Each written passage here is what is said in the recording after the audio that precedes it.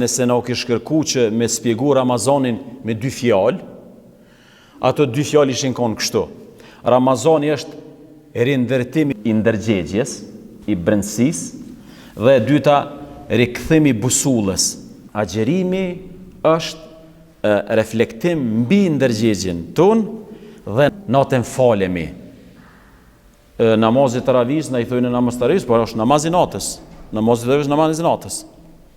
Falet masjacie, çdo namaz masjacie është namazi natës. Pse a thu? Kjo me na sinjalizu neve që netet e Ramazanit janë netet në të cilat muslimani i rikthehet Kuranit edhe e këshyr udhëzimin. Pse udhëzimin? Sepse për neve çka është Kurani? Është libri udhërrëfys. Kurani është libri që drejton, ja tregon njerit rrugën. Unë besoj që netet e Ramazanit është mirë me jetu me Kur'an. Dhe një gjotë tillë e ka bo vetë pejgamberi. Çdo Ramazan, ardh Hazreti Xhibrili, edhe tanë Ramazani e kanë përsërit Kur'anin fizik.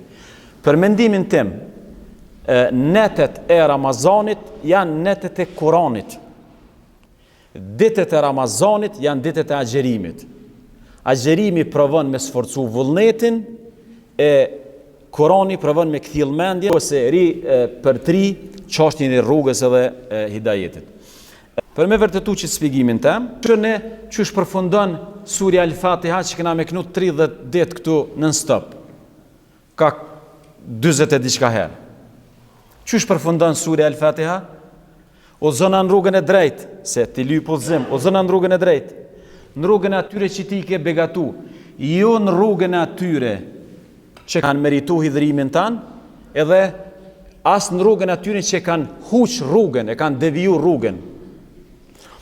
Kurani, me këto 2 fjalët e fundit në surën El-Fatiha, na tregon neve që historitë njerëzore, ose shoqëritë njerëzore, ma mirë me thonë, shoqëritë njerëzore gjithmonë janë ballafaqur me 2 probleme konstante.